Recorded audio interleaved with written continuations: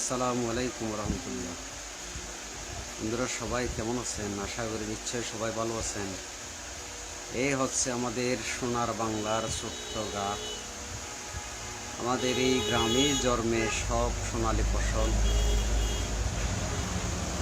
এই ফসলের মাধ্যমে আসে মানুষের রুজি রোজগারের, আহারের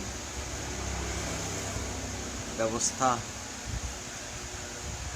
দেখেন এখানে সব আল্লাহর কুদরতে এইভাবে বিনা ভাবে চলে আসে মানুষ অর্থ উপার্জনের বিভিন্ন আল্লাহর দেয়া নিয়ামত।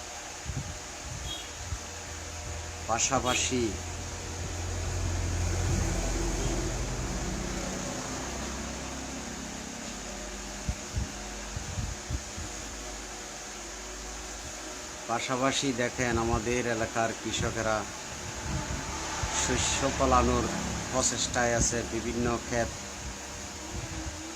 করে তাহা মাধ্যমে উপার্জিত হবে এই দেশের অর্থনীতি।